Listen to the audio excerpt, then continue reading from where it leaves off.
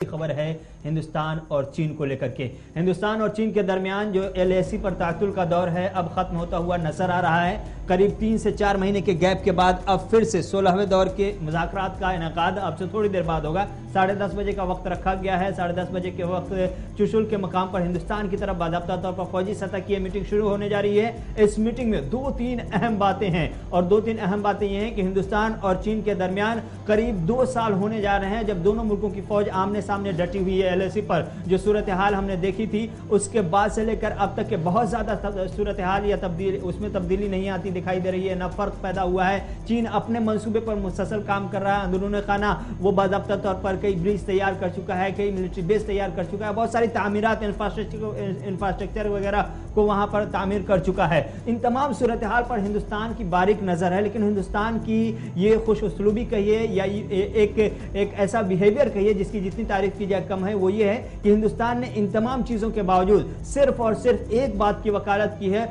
और वो है कि हम बातचीत के जरिए ही मसले का हल चाहते हैं। फौज के जरिए, जंग के जरिए मसले का हल नहीं निकाला जा सकता। ये पहले दिन से अटल फैसला हिंदुस्तान का था और यही पैगाम बार बार चीन को पहुंचाने की कोशिश की गई। गुज़श्ता दिनों माली में हमने देखा कि हिंदुस्तान के वज़ीर ख़ारजा और चीन के वज़ीर ख़ारजा की मुलाकात हुई। उस मुलाकात से एक बाज़ाब्ता तौर पर नया रोड मैप बना के अब सूरत हाल जो है वो उसको बदलनी चाहिए। हिंदुस्तान और चीन के जो ताल्लुकात हैं वो ताल्लुकात अपनी जगह पर फिर से बहाल होने चाहिए। हिंदुस्तान और चीन के दरमियान एलएसी से लेकर के दीगर तमाम मामलों पर जिस तरह से मुआहदे हुए हैं और जो कुछ मुआहदे उन तमाम मुआहदों पर हमें आगे बढ़कर काम करने की जरूरत है। ये एक वहां से पॉजिटिव रिस्पांस के साथ बाज़ाब्ता तौर पर माहौल बना और अब खबर मिल रही है कि आज बाज़ाब्ता तौर पर थोड़ी देर में ये मीटिंग शुरू होने जा रही है। लेकिन आज की मीटिंग में क्या कुछ खास रहने वाली है, 2-3 पॉइंट्स हमारे सामने हैं। पहला पॉइंट ये है कि ज्यादातर जोर इस बात पर दिया जाएगा कि दोनों मुल्कों की जो फौज है देपसोंग और देमचौक, ये 2 मकाम पर जो स्टैंड अप मोड में है, यानी कि आमने सामने के मोड में है,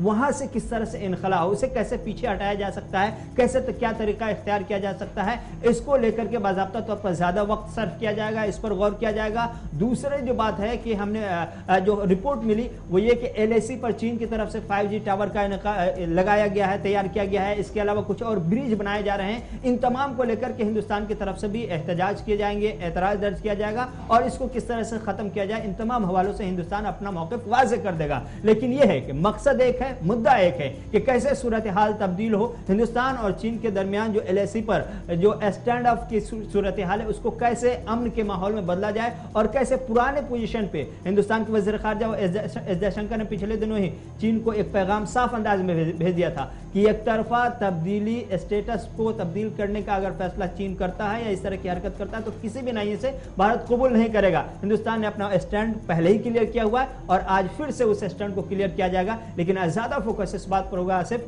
कि वहां से कैसे फौजी इनखला का रास्ता निकलता है।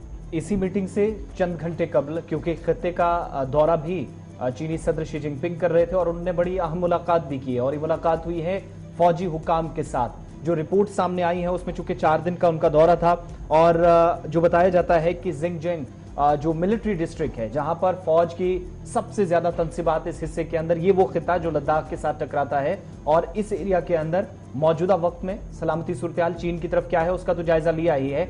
लेकिन बड़ी बात यह है कि आज के वक्त में मजीद क्या इकदाम उठाने की जरूरत है, इस बात को यकीनी बनाने पर जोर दिया गया है। और खबर यह है कि आज जब चूंकि 10:30-11 बजे के बाद आप देखेंगे फौजी हुकाम मुलाकात करेगी दोनों तरफ से, जो चुशुल के मकाम पर पीपल्स लिबरेशन आर्मी के जो ऑफिशियल्स हैं और दूसरी तरफ फायर एंड फ्यूरी कॉर्प्स के जो ऑफिशियल्स हिंदुस्तान की नुमाइंदगी करेंगे वफद की, वो भी इस मीटिंग का हिस्सा होंगे। उनकी क़यादत में आज मुलाकात होगी। तो शी जिनपिंग ने उससे पहले मुलाकात की और कहीं ना कहीं शायद ये पैगाम देने की भी कोशिश और शायद वही आज फिर रहमत हमारे सामने नतीजे आए जो हाल के दिनों में, क्योंकि 15 और 16 जून 2020 को जो कुछ हमने देखा गलवान में, उसके बाद 11 से 12 मरतबा ये भी देखा कि ऐसे भी मुआहदे हुए जब अफवाज को पीछे हटाने की बात हुई और चीन ने सबसे पहले इन पैक्ट्स पर साइन किया, दस्तखत किया इन मुआहदों पर। लेकिन उसके बावजूद 10 तारीख को गुज़श्ता बरस थोड़ी सी बर्फ पिघलती जरूर नजर आई थी, उसके बाद कोई खास पेशरफ्त नहीं। लेकिन उम्मीद ये जरूर की जा रही कि इस मीटिंग के बाद शायद उन टर्निंग पॉइंट्स पर जहां पर भारत और चीन के अफवाज आमने सामने रही, PLA और ITBP के जवान,